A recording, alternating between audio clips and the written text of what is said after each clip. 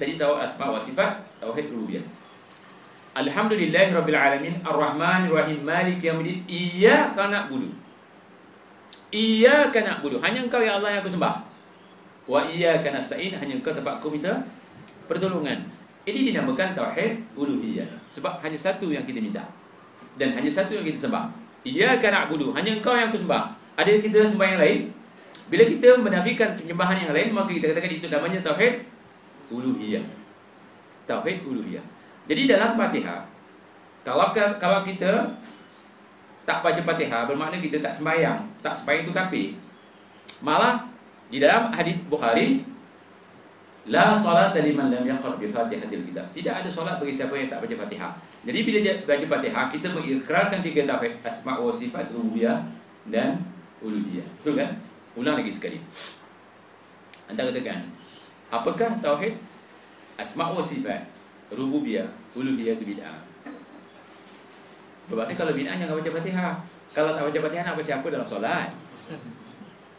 Kalau tak baca Fatihah baca apa dalam solat? Sedangkan diwajibkan baca Fatihah. Okey.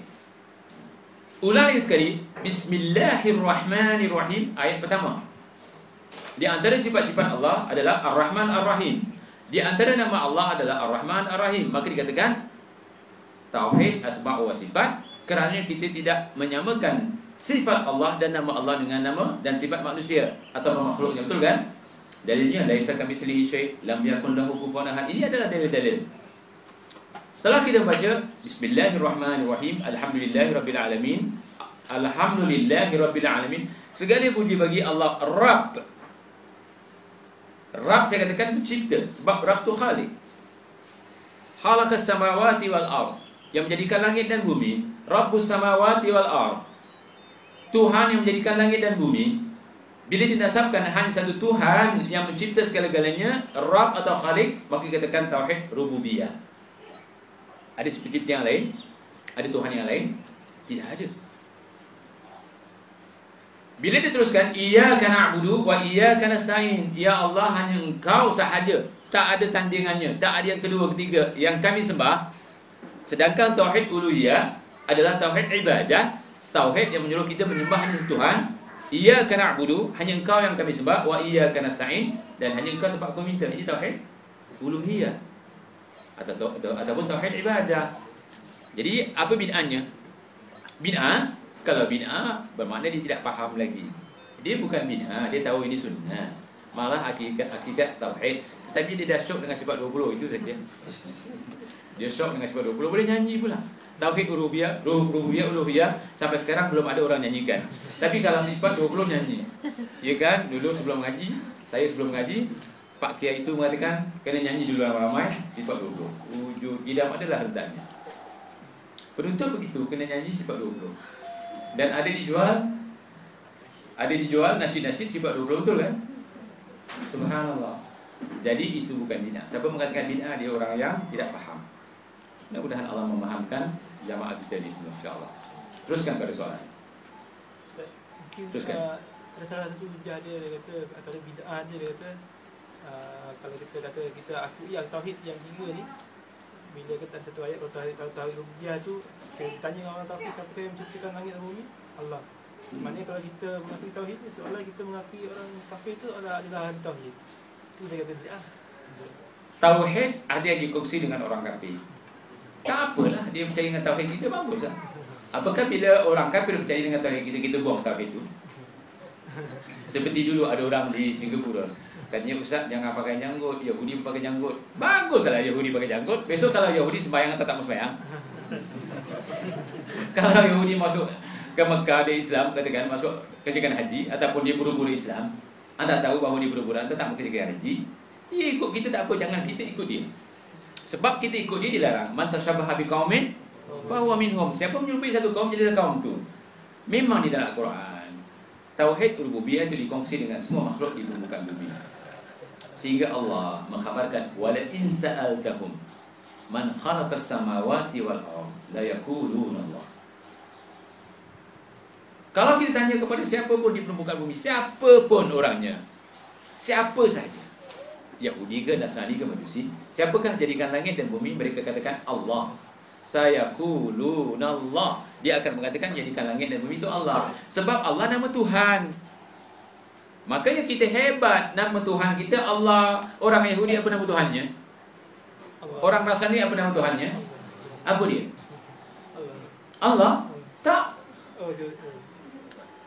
Orang Yahudi dia tak tahu siapa nama Tuhannya. Makanya dia katakan Uzair anak Tuhan, bukan anak Allah. Orang-orang Majusi apa nama Tuhannya? Orang Buddha apa nama Tuhannya? Kalau God boleh singular, boleh plural, boleh jamak, boleh mufrad. Allah boleh, tak boleh dijamakkan, tak boleh dibilang-bilangkan. Jadi ketuhanan mereka, kalau katakan Tuhan kami Tuhan, dia siapa namanya? Siapa nama Tuhan mereka? Mereka tak tahu nama Tuhannya. Maka nama Tuhan yang sebenar di khabar Al-Quran, sayaqulunallah. Anallah. Allah mengatakan nama aku adalah Allah. Anallah. Jadi yang beri nama Allah, Allah itu sendiri namanya Allah. Jadi nama Tuhan yang sebenar adalah Allah. Yang di lain yang di langit yang katakan Allah, yang di bawah bukan Allah. Sebab Profesor Dr. Sulaimanuddin pernah ditanya, mereka tanya, dia tanya kepada pelajar-pelajar yang pada masa itu diundang di Johor. Bila dia diundang ke Johor beri ceramah di kolej-kolej, dia panggil saya. Jadi kebetulan pada masa itu saya tanya, Ustaz, tadi kebetulan saya tanya kepada pelajar saya, Cina, India, semua bangsa ada. Ditanya kepada orang India, dia punya Tuhan di mana? Apa kata orang India? Yang besar tu di atas, yang kecil-kecilnya banyak di bawah. Lihat fitrahnya bahawa Tuhan yang paling besar itu di atas, yakni Allah. Ditanyakan kepada budak Cina, dia cakap sama, Tuhan kami banyak, kat bawah banyak. Jahat pun antum boleh jadi Tuhan. Ada Tuhan baik, ada Tuhan jahat, betul kan? Tapi besarnya Tuhan, baiknya Tuhan itu di atas. Hatta ditanyakan kepada Kristian yang mengatakan Allah itu di langit. Ditanyakan kepada orang Melayu, tak tahu nak jawab. Ditanyakan kepada orang Islam, di mana Tuhan kamu, dia tak tahu. Tak. Ada yang boleh jawab, Allah ada di mana-mana. Ditanya di mana, di mana?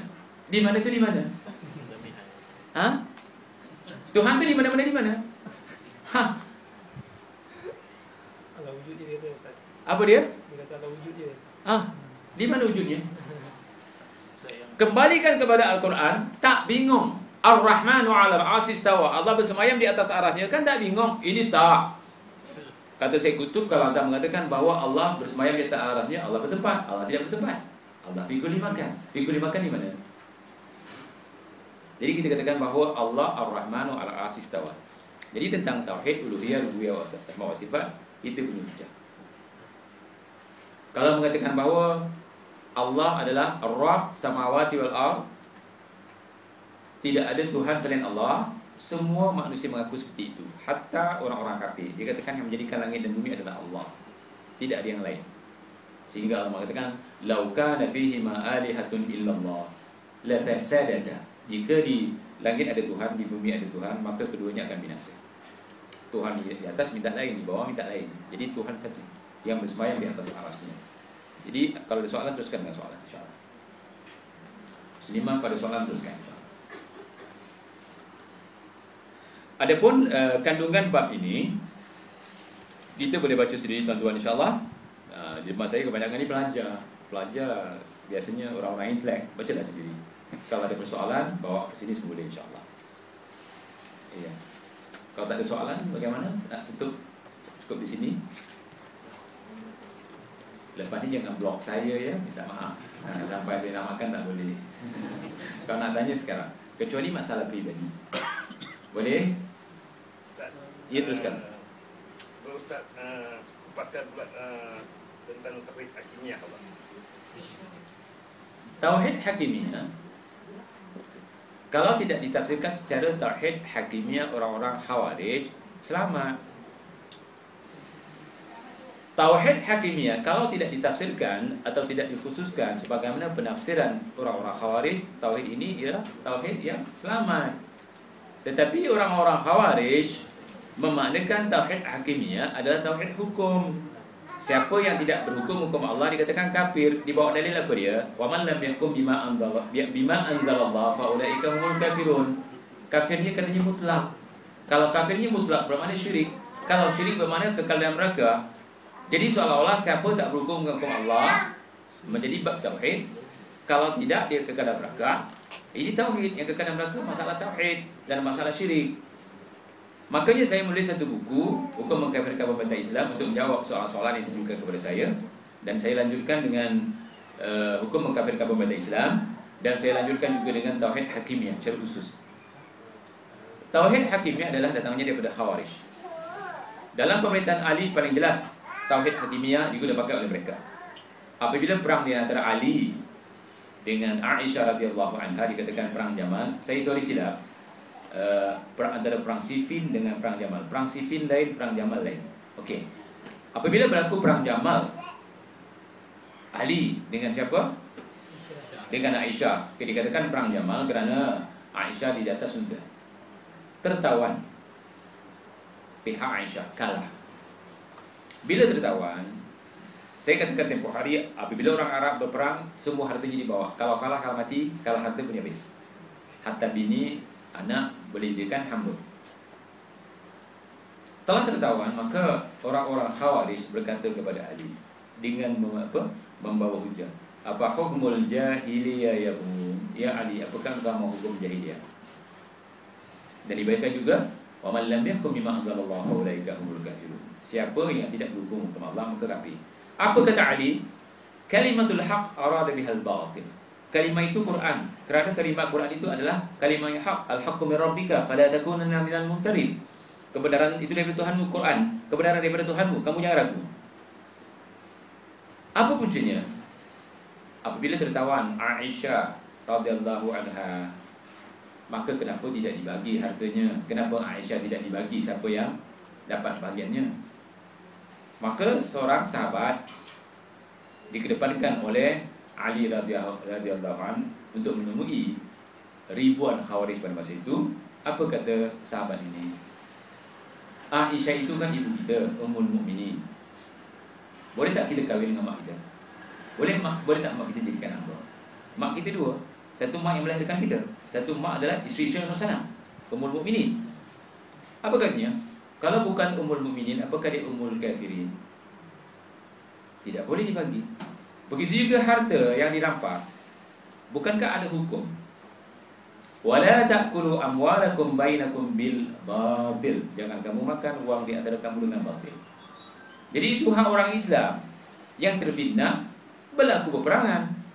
Bila berlaku peperangan, itu orang Islam tidak boleh dirampas uangnya. Boleh rampas harta orang Islam, kena potong tangannya nanti. Maka dikembalikan. Maka orang-orang yang dikatakan Khawarij ribuan kembali kepada sunnah, kembali kepada Ali, berwala dan barbara semula kepada pemerintah Islam. Tetapi sebahagian besarnya yang dipimpin oleh orang-orang munafik, orang-orang Khawarij ini tetap ingin memerangi Ali, sehingga berlaku beberapa peperangan setelah itu. Dan ingat ya, sejarah orang Khawarij yang saya baca dia tak pernah memerangi orang kafir, yang diperangi orang Islam sampai sekarang. Maka Tauhid Hakimiyah ini dihidupkan semula oleh Ikhwanul Muslimin. Tauhid Hakimiyah ini dihidupkan semula oleh Ikhwanul Muslimin. Maka dijaja ke mana-mana, semua pengikut Ikhwanul Muslimin akan mengatakan wa man lam yahkum bima anzalallahu fa ulaika humul kafirun. Ahmad Kutub ataupun Muhammad Kutub, saya pernah dengar kuliahnya di Ummul Qura. Dia mengatakan siapa tidak berhukum Allah kafir, masuk neraka kekal di dalamnya. Subhanallah. Bermakna sama seperti